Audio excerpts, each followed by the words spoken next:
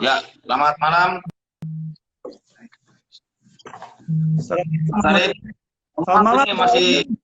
sesinya ya. Aduh, Oke. susah sekali Pak Wamen nih masuknya. Iya. Ah, Kayak gini Pak Wamen. selamat malam. Assalamualaikum warahmatullahi wabarakatuh. Pak Wamen, saya buka ya Pak Wamen ya. Ya, silakan. Yuk. Assalamualaikum warahmatullahi wabarakatuh. Selamat malam sahabat rakyat merdeka. Ini bersama saya Syarif Hidayat. Saya akan memandu ngobrol santai rakyat merdeka malam ini. Kita akan berbicara 45 menit ke depan soal the new normal di desa. Ini banyak kalangan khawatir new normal bisa mematik gelombang kedua COVID-19, Pak. Desa itu sangat krusial.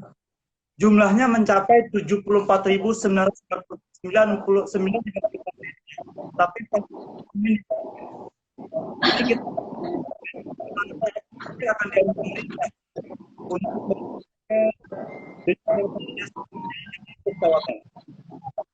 Hmm. ini sudah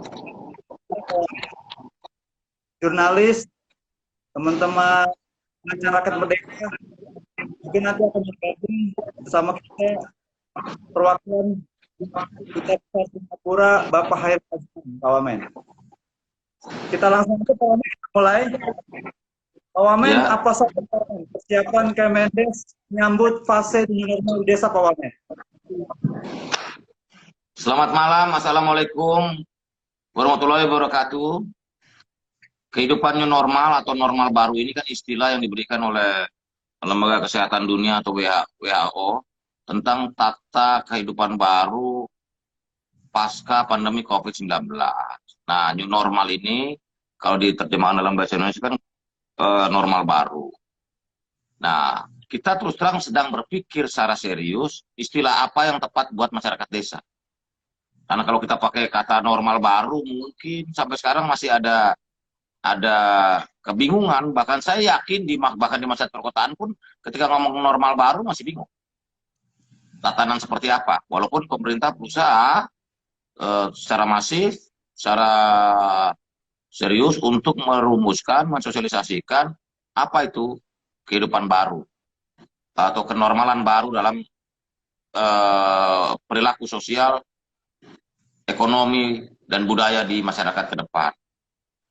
Normal baru ini kan tetap berada dalam protokol kesehatan yang digariskan oleh Departemen Kesehatan Republik Indonesia dalam menghadapi pandemi COVID-19, tapi juga kita sekaligus tetap bergerak dalam kegiatan-kegiatan khususnya ekonomi agar dampak atau daya rusak ekonomi ini dalam pandemi COVID-19 ini tidak menyentuh atau tidak menghancurkan secara keseluruhan sendi-sendi ekonomi khususnya di pedesaan. Karena desa ini kan pusat produksi, khususnya produksi tanaman, dan lebih khusus lagi tanaman pangan yang memang sangat dibutuhkan bagi bangsa dan negara kita. Karena itu perlindungan desa dari wabah pandemi COVID-19 ini sangat penting. Karena kalau sampai desanya hancur, maka yang hancur adalah struktur sosial dan struktur produksi sebuah bangsa. Karena itulah dalam kenormalan baru ini pasti akan ada perubahan-perubahan yang terjadi di masyarakat. Di masyarakat desa tentu saja kehidupan untuk kita semakin berdisiplin, menjaga kesehatan, rajin cuci tangan, menjaga jarak, juga menggunakan masker, itu juga harus mulai didisiplinkan sampai vaksin dari COVID-19 ini bisa ditemukan dan penyakit ini bisa semakin relatif hilang dari muka bumi. Gitu loh, termasuk bangsa ini. Jadi kenormalan baru ini juga di desa akan sudah mulai kita rumuskan langkah-langkah apa dalam menghadapi kenormalan baru, normal baru di desa. Dan kita sedang mengikuti panduan dari Departemen Kesehatan Republik Indonesia. Saat ini bagaimana Pak Wamen pelaksanaannya Pak Wamen? Protokol kesehatan di desa Pak. Berjalan tidak Pak Wamen? Sangat berjalan, karena dari data yang ada, dari 27.000 sekian masyarakat Indonesia yang terkena atau positif menderita COVID-19, itu tidak lebih dari 3-4% saja yang di masyarakat desa. Sisanya 96% ini kota. Jadi kalau jumlah dari 27.000 3%, itu ya sekitar 600, 700 sampai 800 saja. Tepatnya angkanya kemarin yang terakhir sih 684 yang di pedesaan. Jadi membayangkan sisanya yang sekian puluh ribu itu ada di kota. Gitu. Jadi memang saya sangat bersyukur, berterima kasih kepada seluruh masyarakat Indonesia yang relatif sangat banyak tidak melaksanakan mudik pada saat hari Idul Fitri kemarin. Karena itu sangat membantu desa dari pandemi COVID-19. Kita harus berterima kasih, bersyukur kepada seluruh warga negara Indonesia yang sadar betul bahwa desa ini harus dijaga, desa ini harus terhindar dari pandemi COVID-19, sehingga mereka membatalkan atau menunda mudiknya pada tahun ini. Begitu. Pak Wamen, begini Pak Wamen, itu banyak pakar kesehatan bilang bahwa virus COVID-19 ini dinamis, Pak Wamen. Artinya Ya. kapan pandemi COVID-19 bisa masuk ke desa. Sementara kan fasilitas kesehatan di desa ini tanda kutip masih sangat minim. Nah, bagaimana Pak mengantisipasi soal itu? Nah, justru itu fasilitas kita tahu bahwa desa-desa yang punya fasilitas puskesmas ini masih sangat terbatas. Terutama apalagi puskesmas yang punya fasilitas untuk rawat inap dalam jumlah yang besar. Sangat sedikit, masih sangat sedikit. Tapi yang pasti, ini memang harus jadi pertimbangan kita semua untuk kehidupan normal baru, new normal ini di desa. Jangan sampai, misalnya soal cuci tangan, jaga jarak, menggunakan masker, tetap kita berlakukan, tetap kita jaga supaya jangan sampai virusnya itu menular. Jadi desa ini juga harus punya kesadaran. Kita akan menggerakkan seluruh stakeholder desa, semua pemangku kepentingan di desa untuk sama-sama sadar bahwa desa ini harus dijaga. Karena kalau sampai warga desa terkena penyakit ini, kena wabah ini, maka cara penanganan jauh lebih sulit dibanding yang di kota. Kita membayangkan aja yang di kota aja susah. Bagaimana ntar yang di desa? Begitu loh, Mas Arif. Pak Wamen, ini Pak Wamen. Ada yang menarik Pak Wamen di media sosial. Itu ada beberapa desa wisata mempromosikan sebelum pemerintah menyatakan membuka fase the new normal. Desa wisata di Batu, misalnya Pak Wamen, wisatanya Pak. Iya, jadi begini. 74.953 desa yang ada di Indonesia ini kan punya karakteristik yang sangat unik. Sebagian besar desa ini punya namanya kearifan lokal, local wisdom, sehingga kita pun mentreatment desa harus betul-betul tepat dan sesuai dengan karakter desa tersebut. Betul, saya juga mendapat laporan bahwa ada desa yang sudah membuka aktivitas bagi warganya, terutama di desa wisata. Nah, ini juga harus menjadi perhatian di masyarakat desa di sana dan juga pemerintah kabupaten untuk melakukan protokol tetap tegas dalam protokol COVID-19. Karena sekali kena yang rusak semuanya. Ini daya rusak ekonomi akibat pandemi COVID-19 ini kan sangat parah. Tapi saya juga yakin bahwa para pengelola atau penggiat desa wisata di desa-desa di seluruh Indonesia ini juga tetap mempertimbangkan soal bagaimana kita bisa berwisata tanpa tetapi tetap dalam kerangka protokol kesehatan, tetap menjaga dan tertib disiplin pada protokol kesehatan yang digariskan, begitu loh. Artinya tetap masih di bawah koordinasi Kementerian Desa, Pak, itu, Pak Wamen. Begini, ini kan pandemi COVID, ini kan protokol kesehatan tetap dari Departemen Kesehatan dan gugus tugas percepatan penanganan COVID-19 yang diketuai oleh Pak Doni Monardo. Nah, ini kan seperti aturan-aturannya kan kita mesti ikut. Misalnya sekarang ada 11 sektor yang tidak dalam pembatasan PSBB misalnya. Nah, daerah desa juga harus tertib, harus tunduk pada aturan itu. Karena ini kan untuk kepentingan bersama. Nah, kita tunggu saja perkembangan lebih lanjut apa yang akan digariskan oleh gugus eh, tugas percepatan penanganan COVID-19. Bagaimana mulai menggerakkan ekonomi desa, bagaimana untuk transportasi, logistik, desa wisata, dan lain-lainnya. Ini terus terang sedang dalam tahap kajian, tahap eh, pantauan tentang potensi peningkatan kecepatan, peningkatan korban masyarakat yang terkena virus. Semakin rendah, semakin cepat penularannya ini hilang dari, maka kita akan cepat pulih dan bergerak, terutama ekonomi di pedesaan. Begitu. Kalau sejauh ini Pak, dampak ekonomi Pak, dampak Pak Wamen, dampak ekonomi akibat COVID-19 terhadap desa bagaimana Pak Wamen? Begini, kalau desa itu desa wisata, dengan adanya PSBB, dengan adanya pembatasan sosial skala besar ini, tentu dampaknya sangat terasa. Yang pasti, selain penutupan, sehingga tidak ada income, pasti sangat terasa sekali. Misalnya desa-desa wisata itu tidak ada orangnya, karena nggak, masyarakat mengurangi atau menghindari berpergian. Dengan work from home, ibadah dari rumah, bekerja dari rumah, sekolah dari rumah, kan bagaimana sempat kita datang ke kawasan wisata. Begitu loh. Sehingga dampak kawasan wisata itu eh, tidak menerima income atau menurun pendapatan sangat terasa sekali. Hampir sebagian besar saya sudah pantau, sebagian besar desa wisata yang nggak ada pengunjungnya dan harus menutup diri gitu. Ini sangat terasa, terutama untuk desa wisata.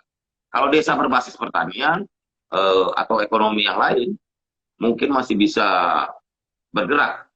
Misalnya nelayan, desa nelayan, atau desa berbasis pertanian. Di Indonesia ini ada 86% desa berbasis pertanian. Sisanya adalah perikanan dan yang lainnya.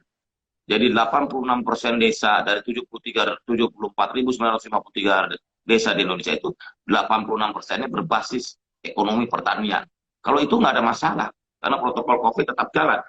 Mereka eh, eh, apa, memberi pupuk tanamannya atau menuai tanamannya, menanam, apa, memetik, panen, itu kan masih bisa dalam eh, kerangka protokol kesehatan. Kalau basis ekonominya pertanian, karena kan kalau pertanian kan soal jaga jarak, pakai masker, cuci tangan dan lain-lain bisa dilakukan. Begitu loh, Mas Arief. Pak, ini Pak Wamen kan pemerintah memiliki program bantuan langsung tunai dana desa Pak untuk mengurangi Iya, dampak COVID-19. Tapi itu berdasarkan berita-berita kembang itu ada beberapa daerah yang penyalurannya nol kan, kayak di Papua Pak Wamen. ya, Penyaluran nol. Artinya BLT tidak tersalurkan secara baik Pak Wamen. Bagaimana itu Pak Wamen? ya, gitu. Ya memang harus diakui, per data terakhir itu ada 23 kabupaten kota di Indonesia yang sama sekali belum menyalurkan BRT. Tapi yang pasti ini masalah eh, yang cukup krusial buat kita. Ada 23 kabupaten. 23 kabupaten yang sama sekali belum menyalurkan bantuan langsung tunai dana desa. Mungkin kita perlu kaji lagi, kita perlu identifikasi lagi, kita perlu teliti lagi sebab-sebabnya dan juga kenapa alasan belum menyalurkan dana desa. Tetapi yang pasti pada kondisi saat ini kita bukan pada forum untuk menyalahkan satu dua pihak. Gitu. Karena apa mereka belum tersalur, kita lihat itu sebagian besar daerah Indonesia Timur, khususnya Papua. Ya. Kita kaji lah kenapa, apa dananya belum ditransfer misalnya, atau memang belum ada musdesnya atau mekanisme lainnya. Karena terus terang untuk menjangkau daerah-daerah, terutama saudara-saudara kita di Papua itu kan wilayah problem geografisnya kan luar biasa luasnya, jaya jangkaunya susah, mengantar barang itu pakai pesawat, helikopter dan lain-lain. Belum soal infrastruktur, belum soal transportasinya dan lain-lain yang memang tantangannya cukup besar. Menantang lah. Kalau di Papua itu sangat menantang, terutama kondisi geografis. Begitu. Pak Wamen, ya, ini ada beberapa pertanyaan dari para penonton di IG Live. Pertama dari Kartika, itu Pak, menanyakan Pak, bahasa yang tepat untuk masyarakat desa untuk mengganti istilah kenormalan baru, Pak? Karena istilah kenormalan baru itu sudah dipahami, Pak Wamen. Ya justru itu kita terus terang lagi sedang berpikir ini mensosialisasikan cara tepat normal baru itu apa sih gitu loh. Kalau punya ide bagus juga disampaikan. Siapa tahu bisa bisa bisa dipakai untuk seluruh masyarakat desa di seluruh Indonesia. Terus terang kita sedang berpikir mencari ide apa kata padanan dari normal baru atau kenormalan baru gitu loh. Kita harus sama-sama kita lagi cari idenya. Mudah-mudahan kalau teman-teman punya idenya apa sih pengganti yang paling pas, paling tepat untuk supaya masyarakat desa tahu itu adalah normal baru begitu. Karena istilah normal baru itu kan sebenarnya istilah dari Lembaga Kesehatan Dunia, new normal. Nah, bagaimana kita selaraskannya dengan kesadaran masyarakat, khususnya masyarakat desa di Indonesia. Karena bukan apa-apa. Sampai sekarang aja saya kadang-kadang di kota aja Mas Arif juga Pak Arif dan kawan-kawan apakah tahu normal baru ya normal baru. Tapi secara ini kan jangan sampai istilah itu hanya sekedar jargonistik gitu loh. Tanpa kita tahu maknanya bahwa terjadi perubahan perilaku sosial ekonomi budaya pasca pandemi COVID-19 ini pasti itu terjadi. Pak Wamen, Satgas ya. Relawan Desa berjalan, Pak Wamen. Satgas Relawan Desa berjalan dan alhamdulillah setelah kita evaluasi pasca mudik ini kan kita berbangga hati. Makanya saya dalam forum ini juga sekaligus saya ingin mengucapkan terima kasih kepada seluruh pemangku kepentingan, relawan COVID-19, Badan Musyawarah Desa, pendamping desa, perangkat desa, dan seluruh kepala desa atas partisipasi dan gotong royongnya dalam mensukseskan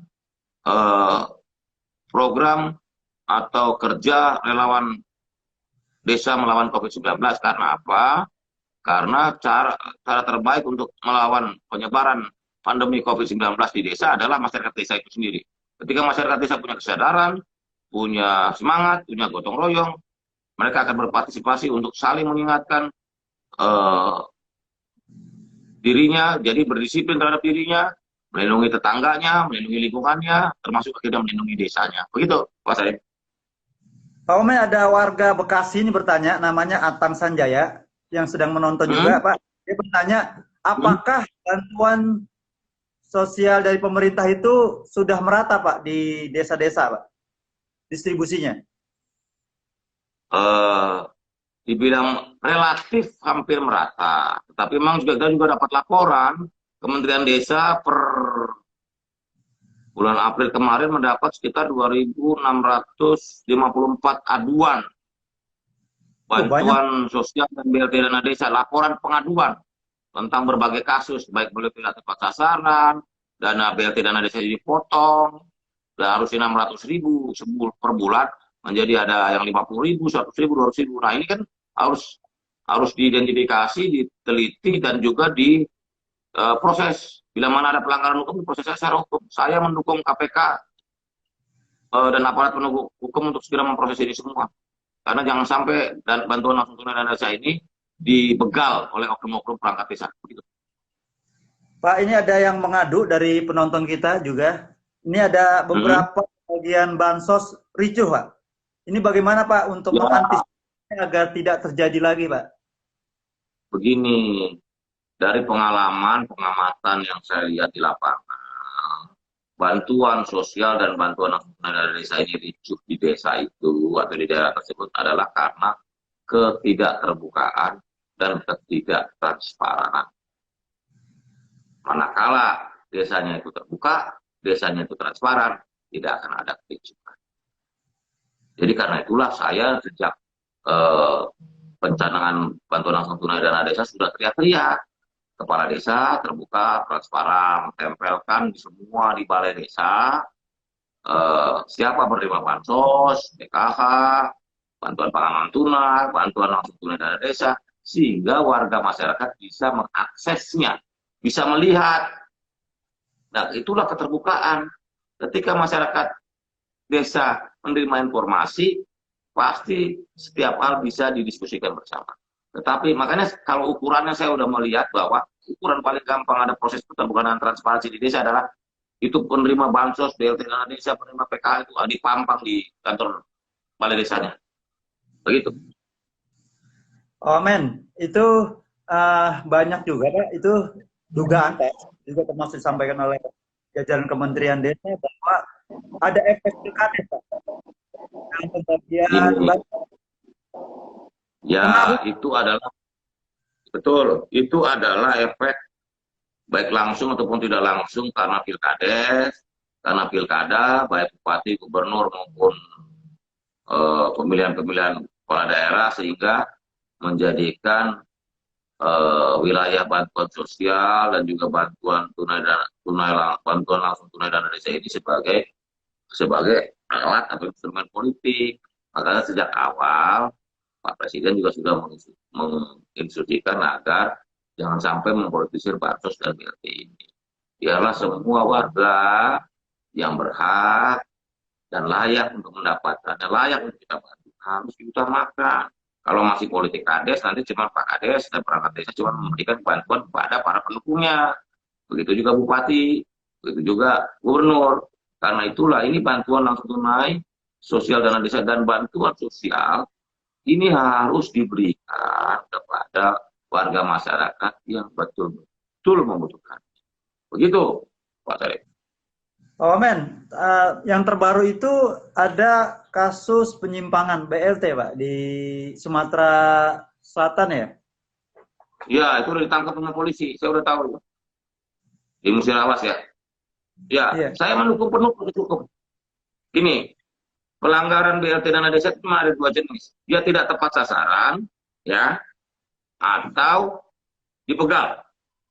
Kalau tidak tepat sasaran, ya cuma dua nih kesalahan BLT dana desa nih. Tidak tepat sasaran atau dibegal. Nah, tidak tepat sasaran itu bisa karena kesalahan administratif, misalnya nama Sarif kok tetap masuk, tapi karena salah input, itu artinya administratif. Tapi ketidak tepat sasaran itu bisa juga karena kesengajaan. Misalnya oknum pemerintah desa atau perangkat desa sengaja memasukkan supaya temannya yang dapat. Begitu loh. Makanya kita lihat itu kalau soal tidak tepat sasaran. Nah yang kedua kalau membegal, udah nggak ada cerita lagi, itu mesti proses hukum. Misalnya bantuan itu sudah ditetapkan 600.000 per bulan per kakak penerima atau KPM, keluarga penerima manfaat selama 3 bulan. Nah kalau dipotong itu berarti kan dibegal. Nah kalau dibegal ya udah proses hukum. Apalagi KPK sudah mengatakan bahwa hukuman mati buat pihak-pihak yang mengkorupsi dana bansos. Begitu. Nah, dari laporan yang sudah masuk, Pak, itu sebagian besar penyimpangan atau faktor lain, Pak? Ya, ini lagi kita identifikasikan mana yang bisa digolongkan atau dikategorikan sebagai ketidak tepat sasaran karena alasan administratif, ketidak tepat sasaran karena alasan kesengajaan atau ada niat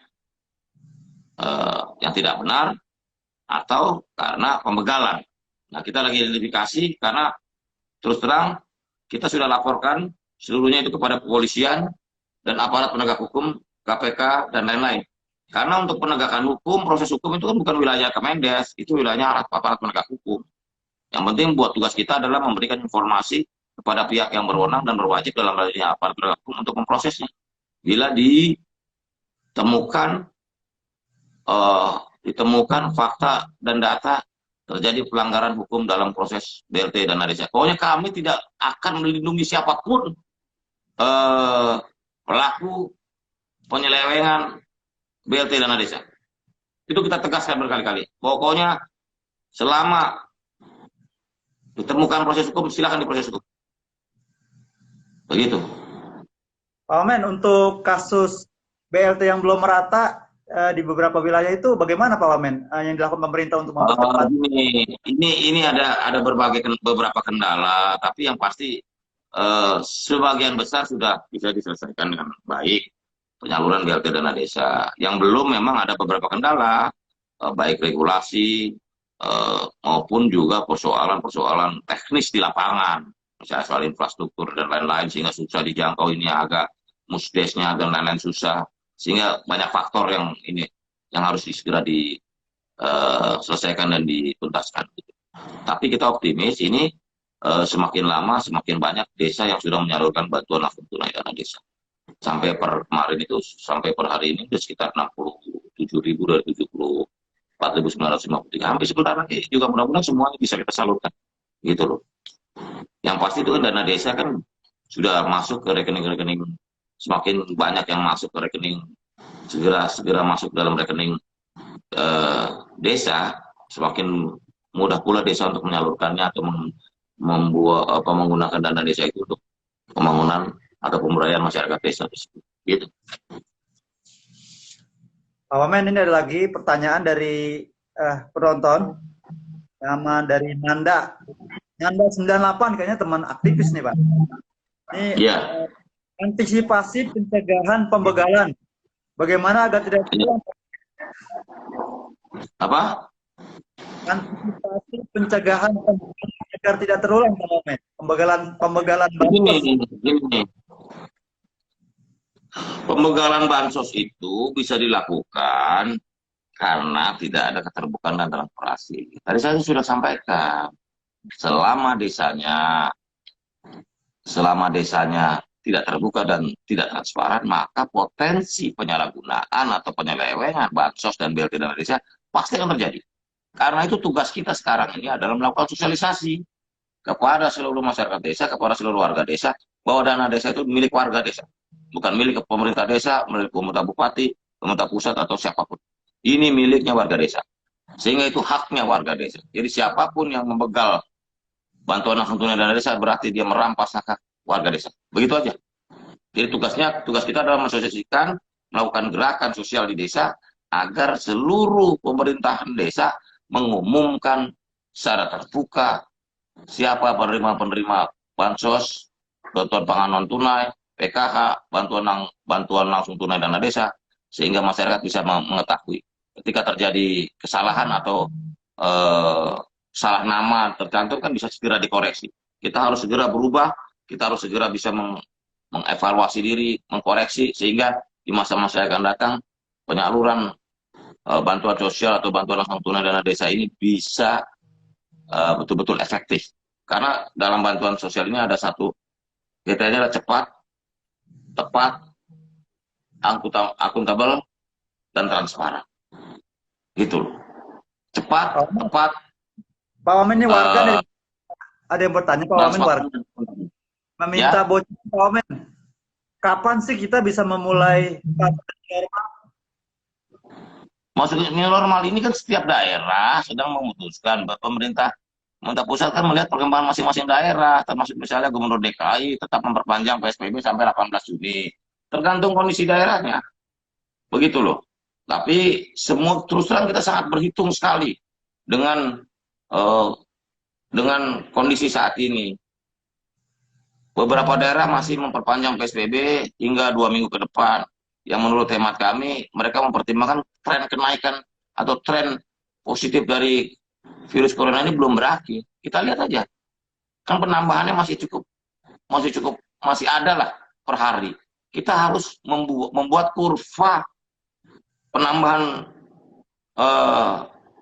masyarakat atau warga yang terkena virus COVID-19 ini relatif nol atau bahkan nggak ada. Ketika masih ada kan berarti masih ada virusnya, begitu loh.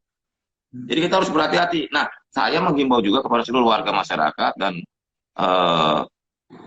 warga bangsa di Indonesia, ayo cepat-cepat kita disiplin. 2 minggu kita disiplin, gitu loh. Selama semakin kita nggak disiplin, semakin pula potensi penyebaran mata rantai COVID-19 itu potensinya masih ada.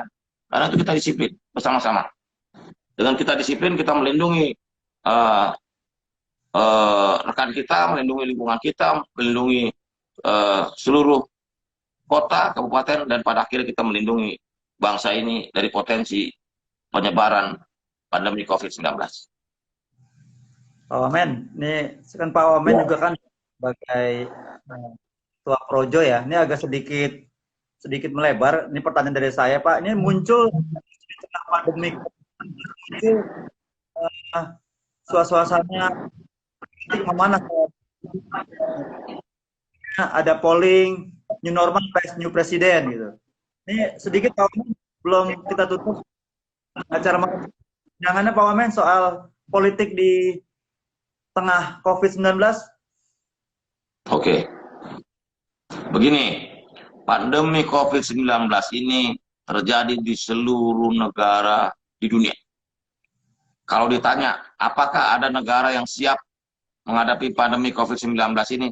Tidak ada satupun negara yang siap. Contohnya, yang terkena jumlah paling banyak itu Amerika Serikat, negara Amerika Serikat, di mana sudah 1,7 juta positif. Padahal pusat kesehatan dunia itu ada di Amerika Serikat.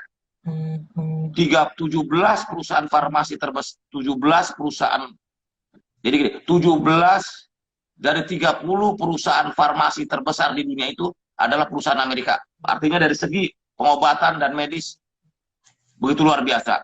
Fasilitas kesehatan di Amerika Serikat luar biasa. Tapi kenapa mereka terjangkit virus begitu banyak? Eropa, negara-negara Eropa, Prancis, bahkan ekonominya sekarang sudah minus 11%, belum Italia yang sudah minus 14%. Jadi kalau kita bandingkan dengan negara-negara lain, apakah kita Indonesia paling jelek dalam menghadapi pandemi COVID-19? Saya pikir tidak. Pemerintah kita sudah bekerja sangat keras, terus siang dan malam, Pak Presiden juga dan semua kabinet Indonesia Maju sudah berusaha sekuat tenaga untuk menghadapi pandemi COVID-19 ini. Kalau ditanya siapa yang paling berpengalaman menghadapi pandemi COVID-19, nggak ada satupun negara di dunia yang siap dan siap atau mengerti tentang bagaimana awal-awalnya menghadapi pandemi COVID-19. Tapi proses berjalan, kan kita lihat ada improve. Ada tingkat penurunan yang meninggal makin turun, perbandingan dengan recovery makin meningkat, gitu loh. Nah, apalagi data terakhir, Morgan Stanley, lembaga keuangan dunia, sudah memprediksi secara optimis bahwa Indonesia itu negara kedua tercepat recovery ekonominya setelah Cina. Bayangkan. Jadi kalau ada pihak-pihak yang nyinyir Indonesia, bagaimana? Indonesia ini negara petarung, negara pemenang, bukan negara mental apa ya? Mental kardus. Kita ini tarung semua kok. Bangsa ini didirikan oleh para pejuang kok. Masa dari tengah badai COVID-19 ini kita nih semua optimis kok bisa kita lewati ini dengan sebaik-baiknya gitu loh. Selama kita disiplin. Kalau kita nggak disiplin, masanya semakin panjang. Begitu, Mas Arif. Komen terakhir nih ada dari warga juga bertanya, penonton kita bertanya, ada nggak sih Pak desa hantu yang minta bantuan COVID? Ini masalah desa hantu sempat ramai ya Pak ya waktu itu Pak. Ini muncul iya, lagi. desa hantu.